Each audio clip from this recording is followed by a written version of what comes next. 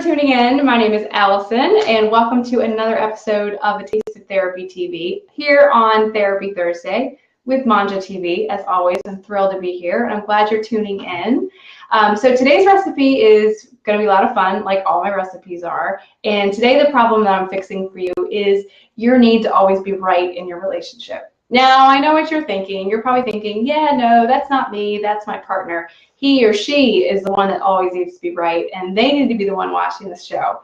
Well, whatever the case may be, there's usually one person in the relationship that has to be right all the time. And I'm here to tell you that it's killing your relationship. And this recipe is something that you need to do with them in the kitchen, or yourself. If you're going to own up to it and admit that that's you, that you're the problem, then you need to go into the kitchen, gather all these ingredients, and make this chopped salad. What I love about this recipe is that it's not a recipe. So this Mediterranean shrimp chopped salad has no recipe to it. It really doesn't even have any sort of ingredient list. It's really truly whatever you feel like putting it into the salad bowl. And there's no order, there's no directions, nothing like that. And there's a reason I'm giving you this recipe. I'm doing that on purpose because I want you to let go of this need to always be right.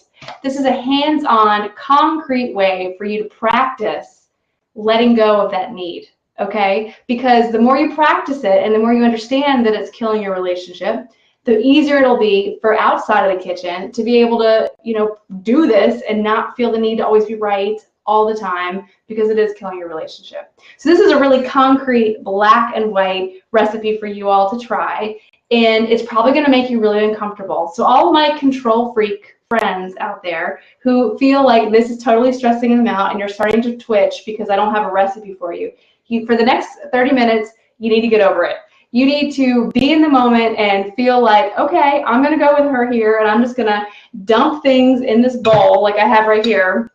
And you're just going to wing it, right? You're going to practice being flexible and spontaneous and let go of this need to be right all the time so you can improve your relationship and not kill it by just being this judgmental, critical person all the time, right? Okay, so let me go over my version of the Mediterranean chopped salad. And again, this is totally up for debate, and you can change it any way that you want.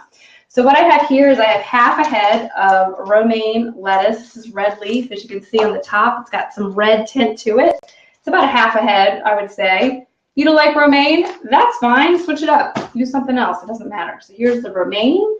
It also calls for what I like to use. I keep saying calls for. I need to take that out of my vocabulary for today. What I'm putting in my salad is half of a Vidalia onion. You can see this in this bowl. And half of a red bell pepper. So I usually like to have tomatoes in my salad, and I actually didn't have any in my house, so I'm going for red bell pepper because it's red and I wanted to have that color. I'd like to have some Kalamata olives, so I'm going to add, 10 or 12 of these to my salad. I'm going to add some chickpeas, as you see here. Some pita chips for crunch. I think every salad needs to have some good texture, so I'm going to add some pita chips.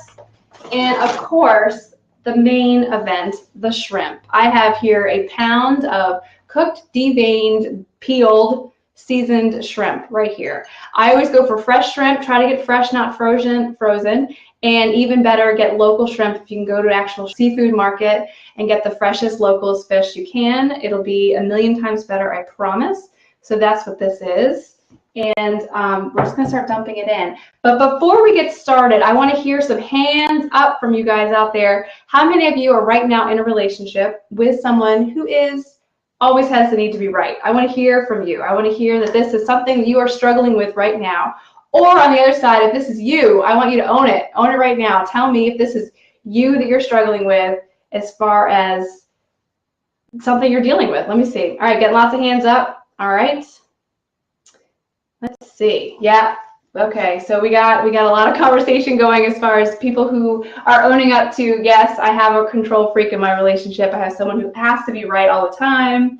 So you know what I'm talking about, right? You know that this is a struggle you might have. And because you're dealing with this all the time, you're never solving your fights. You're never actually coming to any solutions or any kind of, conflict resolution, because you're always fighting about the same thing. And that person's always saying, I'm right, I'm right, I'm right. And you're probably being like, forget it. All right, fine, you win. And then you're not happy with the solution either.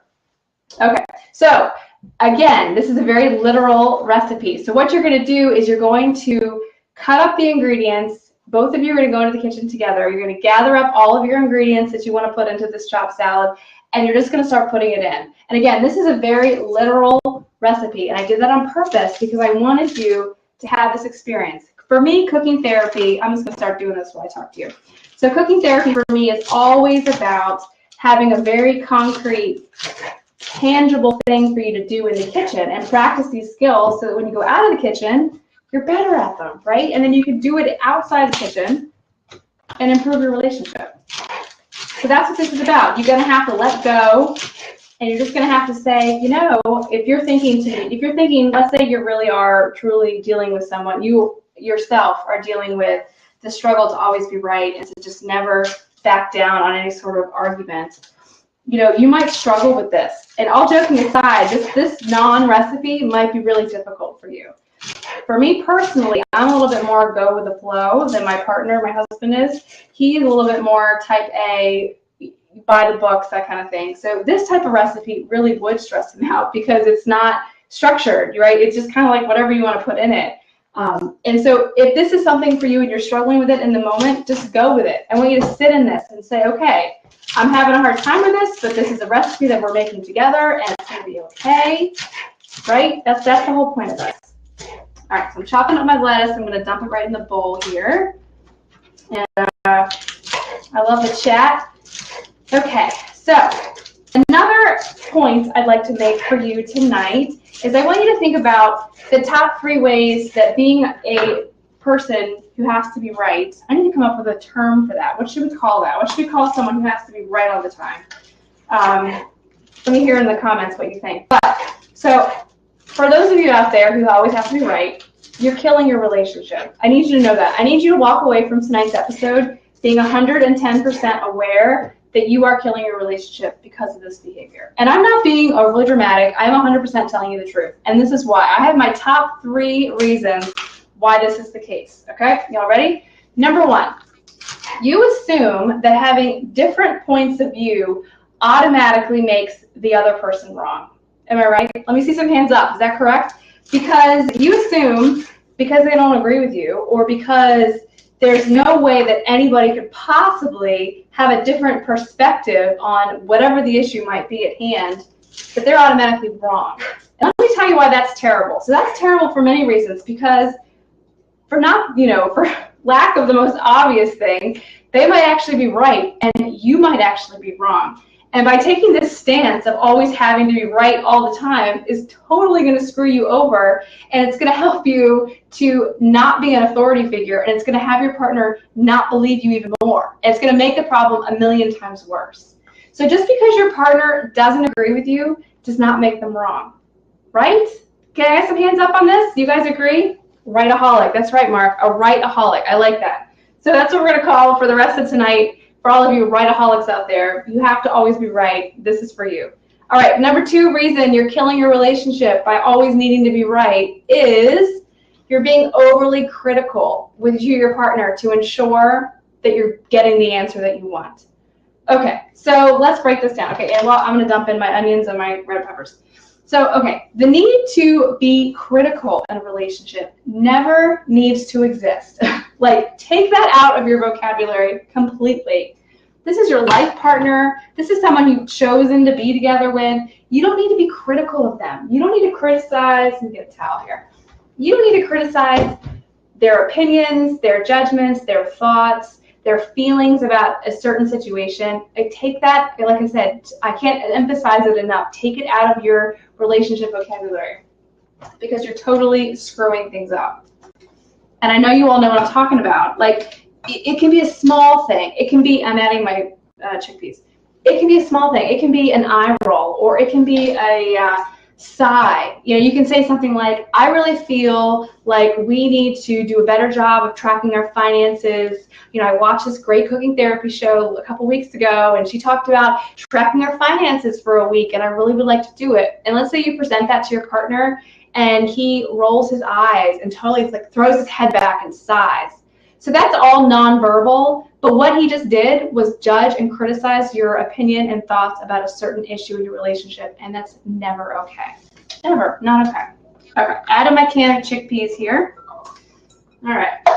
And now I'm going to add some cucumber. I like to add English cucumber to a Greek salad. I don't know why, just because I'm fancy like that. So that's what I'm going to add in here. Okay. Yeah, it's all right. So this salad, again, I don't know if you all can see this.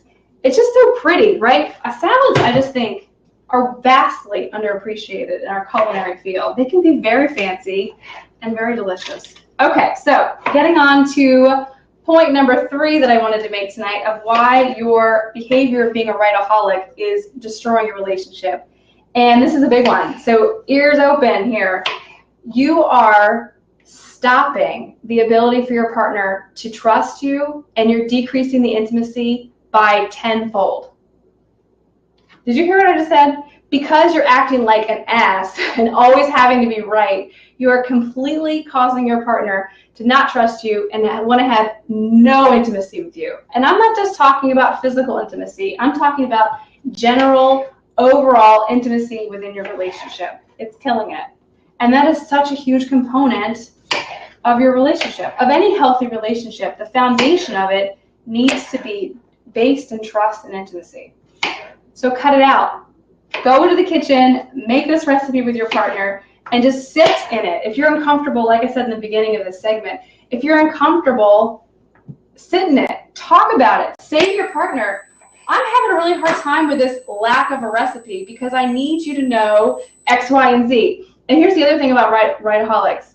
They're not going to like this recipe, right? They're not going to be able to sit in this and to really be able to tolerate the ambiguity of this recipe. And so right then and there is the therapy. That's a therapeutic moment that I am trying to create for you every week with my show. There it is right there. So when that happens and they say to you, I can't do this. This is really making me uncomfortable. That's what you need to talk about. That's when you need to look at your partner and say, okay, how can I get you to be more comfortable in these types of moments? Because believe it or not, this type of unknown and ambiguity and having to be flexible is a necessity of life, right? Total necessity of life. Okay. I love all these comments. I'm missing out on the whole conversation. Okay, so I've added my cucumber. So let me just go back. So always need to have some sort of creamy cheese when it comes to a Mediterranean salad, right? So automatically right off the bat, I'm sure you're thinking feta, which I would have agreed with. But again, I didn't have feta in my house, so I have a little bit of Pecorino Romano, whatever. I'm just going to grate some of this in here, and it's going to taste fabulous because actually this cheese has a very similar saltiness factor to it. That's what I love about feta. It's not as creamy, but it certainly has the same bite, so it's going to taste just as good. And again, I'm being flexible, right? So I didn't have feta. I'm putting this in here, right? All right, cheese, exactly. You can't have a good salad without cheese. So really as much as you want. If I had feta with me, I'd probably put in, I don't know, half a cup to a cup, depending on how much feta you like. And make sure it's good feta, right? Good feta. We all know the difference between good feta and bad feta, right? You want it to be very smooth, very chunky, and you want it to be very, very salty. Okay. I've got that. Okay, let me add in my pita chips for a little bit of crunch.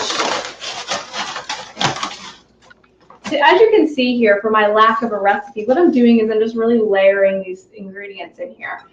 We've got the lettuce, the chickpeas, the red pepper, the onion, the cucumber, and then the pita chips. Now, if you were going to make this recipe for maybe not a cooking therapy reason, but if you want to go to a, I don't know, potluck, or you're going to a girlfriend's house for dinner, you can do all of this ahead of time. Leave the dressing off, and I would leave the pita chips off too until you get to your destination because you don't want them to get soggy. So I'm just going to crunch them right on top. I love all these comments. Okay. So do I have any right-o-holics that are watching tonight? I really want you to just own it. Can you just tell me if you are one? I won't judge you, I promise. There's no judgment here. Because I want to hear from you. That's a big salad. Yes, please come over. Hop on a plane. I want you guys to come over and eat this with me. But I want to hear, are there any right-o-holics out there? Because if there are, I would love to hear in the comment section if you think this is something that would even work for you. Because I'm sure you're thinking, this is ridiculous. This isn't going to work for me. And I want to know, I want to talk to you about it. Or feel free to call in. I'd love for you to call in if you also want to chat about it. All right, I'm going to add my olives now. And again, these olives can be chopped. I've got clamatos that have been pitted, but they haven't been chopped. I'm okay with that, so I'm just going to dump them right in. But if you want to chop them up, you can do that too. And I'm not going to count them. I'm just going to throw them in. This is such a type B personality recipe. This just makes me happy because this is who I am as a person. When I was in graduate school, this is funny. So when I was in graduate school, we had to do a lot of research and all this stuff. And I found in my research in the library, I found this actual book that had been written by a fellow doctoral student at my program who, we were like kindred spirits. I didn't know this person personally, but I wish I had met him. He took a basic recipe for pancake batter, like homemade pancake batter, and wrote it for the different personality types. And it was like, if you are more extroverted, the Myers-Briggs personality types. And then it talked about if you're more introverted or more mathematical, or type A versus type B, and like how you would make pancakes. And it was so hilarious because it was so spot on. Like for my personality type, it was like, just dump this in and mix it, and you feel like adding chocolate chips, add chocolate chips. But then for someone like my husband, his was more like level off exactly, and like when you want to melt, measure the butter or melt the milk, you want to make sure you get it down on the, get down and like look at it eye level and make sure it's exactly right, and just really funny. So anyway, a little side note. Okay, got my olives added. Got some good chat going on. Okay. Oh, we got some people calling in. Let's see who we got here. All right. Bob, let me get you on. Look at technology work today. I know. Thanks for tuning in.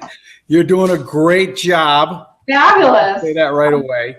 Thank you. And here's my question. Yes, sir. I'm going to add some shrimp while you talk to me. Right on. How do you get people that are right-o-holics to understand that their being right doesn't necessarily mean the other person has to change what they're doing? Well, that's the $1 million question. And that's tough, right? So I think what you need to do is you need to get them in a place where they are willing to hear that, and that, so not when you're having a fight and not when you're having an argument, but when you're making the salad or sitting down and just having a normal conversation, you just need to say that to them. Like, just because I disagree with you doesn't mean that I'm wrong. Like, just say it that way to them and explain to them that that's the case for your relationship. I think talking about it is the best way to handle it. But do you think that people have the expectation that if they truly believe they're right, then the other person should change? Probably. If the person is more of a narcissist than a right-o-holic, perhaps. That's a tough question, really. I think, I don't know. I don't know the answer to that. Aha, stump the cooking therapist. You did. Because, what do you have, like, can you elaborate? Like, do you have? No, I just find that in general, that people think that other people should change to make their world or their relationships better, instead of. And I think never in any situation should anybody change for another person when it comes to the relationship. And the way I always tell couples, like, this is kind of related. Like, and when you're in a relationship, think of it like two circles, like you have a circle and your partner has a circle. But the thing that needs to change is the overlapping part of your circles. So never the parts that are individualized, but like the coexisting relationship circle, that can change. And that changes by both people changing. Got it. So, right. I don't know. Well, thank you so much, and thank you for your great work every week. I really, really appreciate it. Yeah, I like the beard. Thank you. We'll see you soon. Okay, bye. Thanks for calling. All right. That was fun. Thanks, Bob. Hey, Mark, you want to call in? You want to call in next? Okay. So I think we have all of the ingredients for my salad ready to go. And if you all can hang with me for a few more minutes, I'm going to whip up a batch of my, now this does involve a recipe. So we've turned off the non-recipe part of the rest of the evening. And I have a recipe for homemade Greek salad dressing that I wanted to share.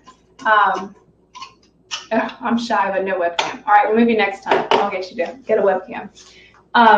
But actually, before I transition away from the non-recipe to the recipe part of the night, I want to share with you a quote that I found about having to be right. And let me actually read it because I don't want to mess it up. So this is from Nietzsche, and I thought this was really, really powerful. Okay. You have your way, I have my way. As for the right way, the correct way, and the only way, it does not exist. And that's from Nietzsche. I love that. I think that that is something that if you are a right-o-holic, or if you're married to a right-o-holic, living with a right-o-holic, whatever, daughter of a right-o-holic, I think you should post this in your house, on the refrigerator, wherever it can be, so that your partner can see it and remember that there is no right way. It doesn't exist. It really, truly is the two circles coming together and having to both change and coexist in a way that works for both of you. Really, truly, that's what this is. Yeah, I'll definitely post that quote. Thank you, Bob. I'll definitely post it. I'll add it to the blog. And again, you can find this non-recipe on my blog, which is tasteoftherapy.com. Just search Mediterranean chopped salad, and it'll come right up. Okay, so let's real quick switch over to the salad dressing part of the night because I want to share this recipe with you because it's really good. Okay. So this dressing, again, has a recipe. It is 3/4 cup of olive oil. So I'm going to measure this out. And thank you so much for my other caller who called in. I'm sorry I didn't get a chance to talk to you. Please call back next week. I'm here every week on this channel with Manja TV. And if you have a specific question, you can always type it in the chat, or you can always email me also, and I'll be happy to answer your questions. So 3/4 cup of olive oil. Then I'm going to add my red wine vinegar, and it calls for 1/2 cup. So I don't know if you've made homemade salad dressing before, but again, it's one of those things where once you master how to do it, you'll never want to buy store-bought bottled salad dressing again. Okay, because it's so much fresher and better for you, and you know exactly what's going into it. It's no, corn syrup or any of that nasty stuff. Okay, now it calls for, I need to have this one memorized. Oh, it calls for 3 cloves of chopped garlic, which I already chopped, so I'm just going to dump these right in here. And again, actually, if you like more garlic or less garlic, you can always add or delete garlic. But make sure it's fresh garlic and not garlic powder. You can't substitute that here. All right, and then it calls for 1/2 teaspoon of dried oregano, 1/2 teaspoon.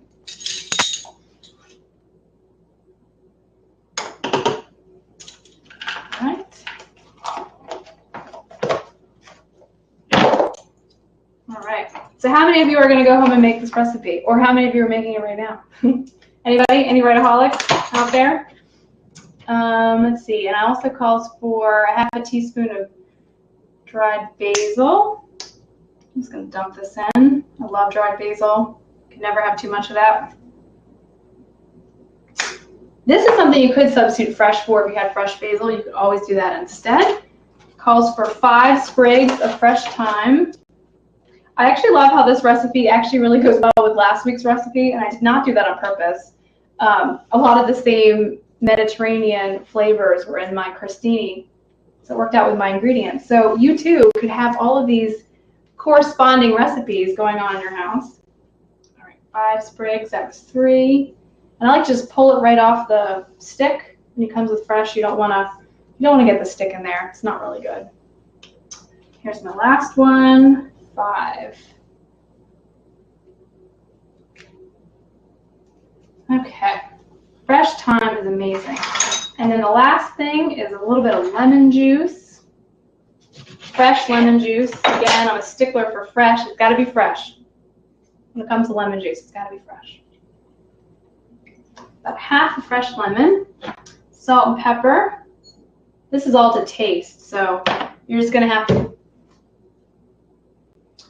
kind of do it by eye and see how it tastes. Now, I always make my salad dressings in mason jars. That's my southernness coming out, because you can just top it right on and give it a good shake.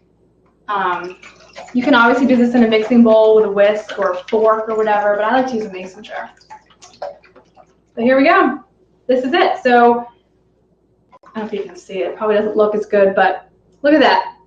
Homemade Greek salad dressing. So you're going to put this right on top of your gorgeous chopped Mediterranean shrimp salad that I have here. And it's going to be a perfect dinner, a perfect lunch for you to have with your right-o-holic. And you're going to help them get through the moment of being uncomfortable, of not having a recipe, and talking about the fact that you all differ on opinions does not make you wrong, and that you don't need to change your opinion. You just have to both come up with a way to coexist and a way to work through the problems and without fighting and without always having just to surrender to that other person because they're always right, because they're not always right. Most of the time, they're probably wrong, right? Well, I just want to thank all of you all for tuning in. Do I have any follow-up questions or anything else that I can answer from anybody? Thank you for the hands up and the love. I'm so glad you all tuned in. It makes me so happy. Yeah, so as far as Mark saying, lots of ingredients for a salad, perhaps that's why it's enticing. Absolutely. Salads are not just lettuce and tomatoes and onions. To me, that's the most boring thing. This salad it's got lots of different flavors, lots of different textures. It's got the crunchiness of the pita chips. It's got the really salty olives. It's got the chickpeas that have a little bit of density to them. This is a really, really good salad. Even if you don't have a right-o-holic at home, you can make the salad. That's really, really good. And again, like I said, if you're making it to travel, leave off the dry ingredients so they don't get soggy. Okay, so I think that's all for me tonight. Thank you all for tuning in. I'm thrilled to have you every week, and I can't wait to see you all next time. Again, if you have any questions or concerns, feel free to reach out to me. But my name is Allison. I'm your cooking therapist, and I'll see you all next time. Thank you so much. Bye, everybody.